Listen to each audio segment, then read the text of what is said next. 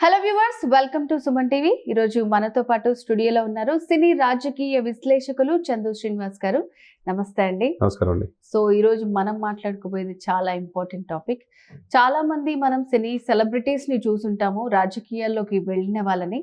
So సినిమాల్లో నుంచి రాజకీయాల్లోకి వెళ్ళి ఈరోజు చాలా ఎక్స్పీరియన్స్డ్ రాజకీయ నాయకుడిగా కనబడుతున్నటువంటి పవన్ కళ్యాణ్ గారు. సో పవన్ కళ్యాణ్ గారు రాజకీయ ప్రస్థానాన్ని చూసుకుంటే 6 మంత్స్లోనే ఆయనకి మన రాష్ట్రంతో పాటే కాకుండా వేరే రాష్ట్రాల్లో కూడా ఆయనని చాలా బాగా మెచ్చుకుంటున్నారు. సో ఎలా కనిపిస్తున్నారు అంటే ఒక పరిణితి చెందిన రాజకీయ నాయకుడిలాగా కనిపిస్తున్నారు. సో ఆయన గురించి నేను ఎంత మాట్లాడినా చాలా తక్కువే అండి.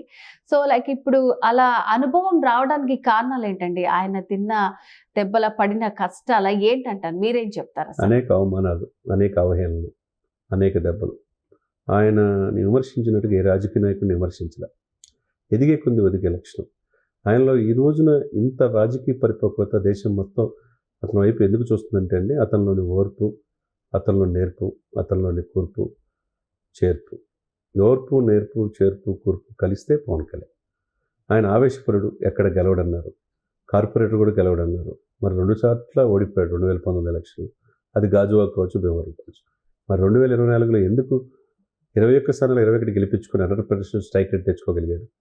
2 ఎంపీలు గెలిపించుకొని 100% స్ట్రైక్ రేట్ తెచ్చుకొని దేశ రాజకీయాల్లో ప్రధానమంత్రి మోదీ గారు కూడా 3వసారి అవడానికి కారణం ఏంటి చెప్పండి? అంటే ఆ ఓర్పు ఉండాలి. ఓర్పు. పవన్ కళ్యాణ్ ఒక ఆవేశపంతునే చూశాడు. రాజకీయాల్లో పనికిరాడు, ఆయన అసెంబ్లీ గేటు కూడా దాటలేమని చెప్పి రోజా ఏమైపోయింది? అసలు అనుభవమే లేదానికి, అసలు రాజకీయాల్లో రాణించలేరు అని అన్నారు. రోజా ఏమైపోయింది? గేటు దాటనేమన్నారు కదా. కొడాలి నాని ఏమైపోయాడు? అంబటి రాంబాబు ఏమైపోయాడు? పేరు నాని ఏమైపోయాడు? తర్వాత ఆయన ఐటీ మినిస్టర్ ఆయన ఏమైపోయాడు? వీళ్ళందరూ కూడా వాళ్ళ ఇంటికే పరిమితం అయిపోయారు. వాళ్ళ ఇంటి గేటు దాటి బయటికి రాని పరిస్థితి. ఆయన గేటు దాటిన పరిస్థితే ఆయన హ్యాపీగా 100% స్ట్రైక్ రేట్తో వెళ్ళాడు. అటు 4 దశాబ్దాల అనుభవం ఉన్న చంద్రబాబు నాయుడు గారిని కూడా సీఎం పదవిలో కూర్చోపెట్టగలిగాడంటే అది మోదీ గారు మనల్ని పొందాడంటే, మోదీ గారు ఈయన పవన్ కాదు తుఫాన్ అని చెప్పేసి పార్లమెంట్లో అన్నాడంటే దాన్ని బట్టి మనం అర్థం చేసుకోవాలి. అంటే మీరు అన్నట్టండి, ఒక సినిమాలో నటుడే కాకుండా రాజకీయాల్లో ఒకప్పుడు ఎంజీఆర్ గారు, ఎన్టీ రామారావు గారు, జయలలిత ఇలా సక్సెస్ అయ్యారు. తర్వాత చిరంజీవి గారు తన ప్రయత్నం తను చేశాడు, సెంట్రల్ మినిస్టర్ అయ్యాడు. ఇప్పుడు మొత్తం చూపు, దేశం మొత్తం చూపు ఎవరి వైపు ఉంది? పవన్ వైపే ఉంది. ఒక తెలుగు వాళ్ళగా మనం గర్వపడాల్సిన విషయం. ఆయన చదువుకున్న ఇంటరే, ఆయన సమాజాన్ని చదివాడు, ప్రజల సమస్యలను ఆకలింపు చేసుకున్నాడు. ఈ దేశానికి సుస్థిరమైన వ్యక్తి ప్రధానమంత్రి కావాలని కోరుకున్నాడు. మోదీ గారి మద్దతుగా నిలిచాడు. మరి అంతే కదండి. మరి 100 కోట్ల మంది హిందువులకి 145 కోట్ల జనాభా ఉంటే 100 కోట్ల మంది హిందువులకి హిందూ సనాతన ధర్మ పరిరక్షణ బోర్డు ఏర్పాటు చేయాలని స్వాతంత్రం వచ్చి 7 దశాబ్దాలు అవుతున్నా ఎవరన్నా అడిగారా? ఎక్కడో లడ్డు కల్తీ జరిగితే 11 రోజులు ప్రాయశ్చిత్త దీక్ష తీసుకొని కాలినడకనెళ్ళి ఉపవాస దీక్ష విరమించుకున్నాడని.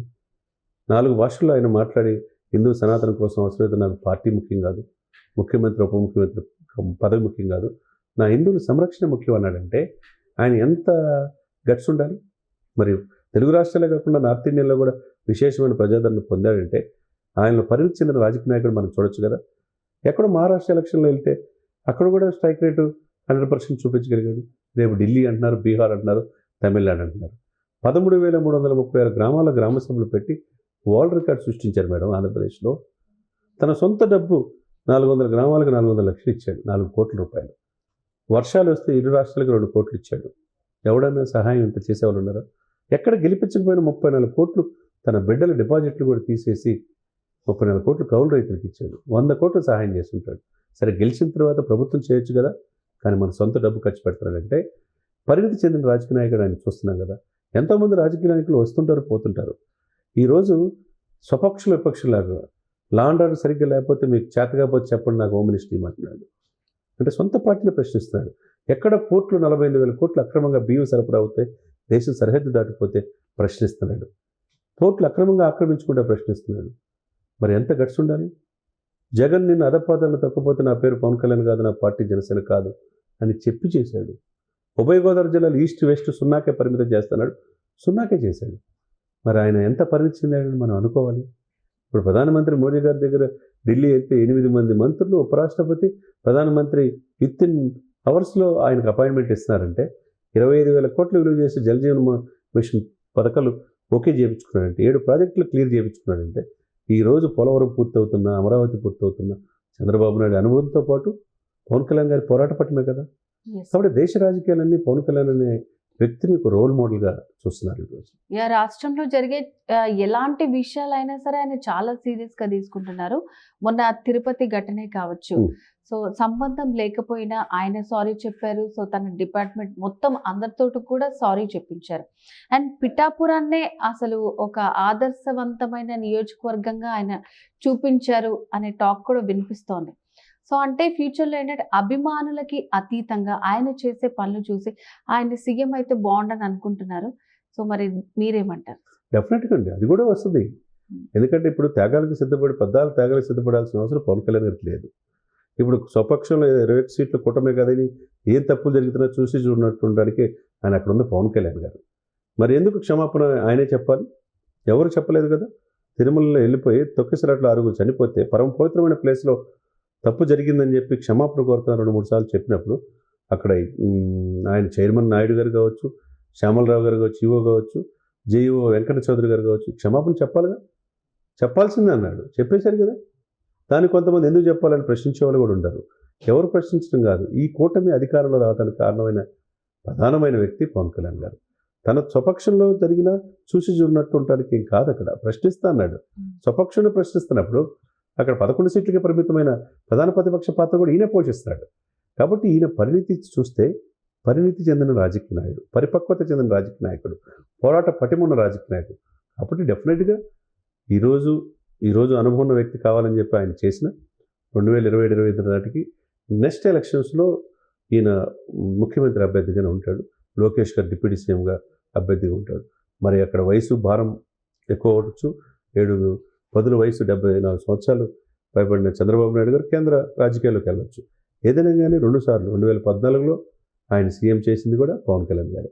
2019లో విడిగా పొడి చేసిన కూడా ఓడిపోయారు. 2024లో చెప్పి ఆయన దించి మళ్ళీ సీఎం పదవి కూర్చోబెట్టింది కూడా పవన్ కళ్యాణ్. ఇప్పుడు త్యాగాలకు సిద్ధపడింది ఎవరు 2 సార్లు? పవన్ కళ్యాణ్. మరి 14 త్యాగాలు సిద్ధపట్టు అనుకుంటే అభిమానులు ఊరుకుంటారా? ఆయన కోరుకునేది ఆయన ముఖ్యమంత్రి పదవి కావాలని కోరుకుంటారు, అంతే కదండి. కాబట్టి డెఫినెట్గా నెక్స్ట్ ఎలక్షన్లో ఆయన ఆంధ్రప్రదేశ్ రాష్ట్రానికి ముఖ్యమంత్రి అయ్యే అవకాశాలు స్పష్టంగా కనపడుతుంది అనమాట. సో మీరు స్టార్టింగ్లో అన్నట్టు నిజంగా ఎంతమంది విమర్శించారో ఈ 6 నెలల్లో వాళ్ళందరి నోళ్ళు మోయించారని అనుకోవచ్చు అంటారు. డెఫినెట్గా ఇంకా 4 సంవత్సరాల 5 నెలల పరిపాలన ఉంది. ఎవరైనా ఉంటే ఒక ప్రామాణికంగా ఎవరు తీసుకోవాలంటే ఒక 2 ఇయర్స్ అయితే పాలన ఎలా ఉందో తెలుసుకోవచ్చు. కానీ నేను తీసుకున్న పంచాయతీరాజ్, గ్రామీణాభివృద్ధి, గ్రామీణ నీటిపారుదల, ఐటీ, అదే సైన్స్ అండ్ టెక్నాలజీ, అడవులు, ఇవన్నీ కూడా చాలా కీలకమైనవి. గ్రామాలు బాగుంటే దేశం బాగుంటుంది, రాష్ట్రం బాగుంటుంది. మరి గ్రామాల్లో ఎప్పుడు 22వ స్థానం ఉంది గ్రామాభివృద్ధిలో, ఇప్పుడు 2వ స్థానం తీసుకురాగలిగాడు 6 నెలల్లో. ఏ నిధులు ప్రతి ఇంటికి కుళాయి మంచినీరు సదుపాయాలు తీసుకురారు. రోడ్లు లేక అస్తవ్యస్తంగా వందలాది మంది గత 5 సంవత్సరాలు చనిపోతే రోడ్లన్నీ జరుగుతూ ఉంది. పంచాయతీలకి వాళ్ళ యొక్క ప్రెసిడెంట్లకి మంచి హోదా ఇచ్చి ముందుకు తీసుకెళ్తున్నారు. ప్రతి గ్రామానికి ప్రతి ఒక్కరు అకౌంటబిలిటీకి చేయటం మామూలు విషయం కాదు. అడవులను సంరక్షిస్తే ఎర్రచందనాన్ని ఎక్కడెక్కడ ఆపేస్తున్నాడు, ఆ స్మగ్లింగ్ కాకుండా.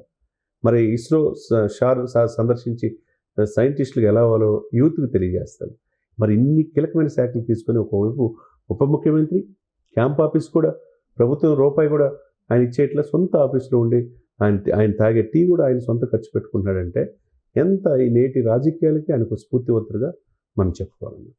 ఓకే చందు గారు, మీరన్నట్టు నిజంగా ఆయన చాలా అవమానాలు పడ్డారు. నిజంగా అసలు ఆయన ఎక్కడికి అడుగు పెట్టలేడు అన్న స్థాయికి ఈ రోజు అభిమానులు కోరుకుంటున్నారు. సొంత నియోజకవర్గాన్ని అంత బాగా తీర్చిదిద్దిన ఆయన రాష్ట్రాన్ని ఇంకెంత బాగా చూసుకుంటారనేది ఖచ్చితంగా ప్రతి ఒక్కరి మనసులో ఉంది. సో మీరు చెప్పింది కూడా ఎగ్జాక్ట్గా నిజం. సో అందరూ అదే కోరుకుంటున్నారు కాబట్టి ఫ్యూచర్లో కూడా అదే జరగాలని మేము కూడా కోరుకుంటున్నాం. ఎనీవేస్ చాలా బాగా ఎక్స్ప్లెయిన్ చేశారండి. సో పవన్ కళ్యాణ్ గారు ఫ్యూచర్లో ఎలా ఉండబోతున్నారు ఏంటి అనేది చాలా క్లియర్ కట్గా చెప్పారు. థ్యాంక్ యూ సో మచ్ అండి. సో వ్యూవర్స్ విన్నారు కదండి, చందు శ్రీనివాస్ గారు చెప్పినట్టు నిజంగా ఎవరైతే ఈయన రాజకీయాల్లోకి పనికి రారు అన్న వాళ్ళ నోర్లు మోయించి పవన్ కళ్యాణ్ గారు ఈ రోజు ఒక పరిణితి చెందిన రాజకీయ నాయకుడిగా ఎదిగాడు అని చెప్పుకోవడం నిజంగా గర్వకారణం. సో ఇది వాళ్ళ స్పెషల్ వీడియో. మరో వీడియోతో మళ్ళీ కలుద్దాం. నమస్తే. సుమన్ టీవీలో మీ పర్సనల్ అండ్ బిజినెస్ ప్రమోషన్స్ కోసం కింది నెంబర్కి కాంటాక్ట్ చేయండి.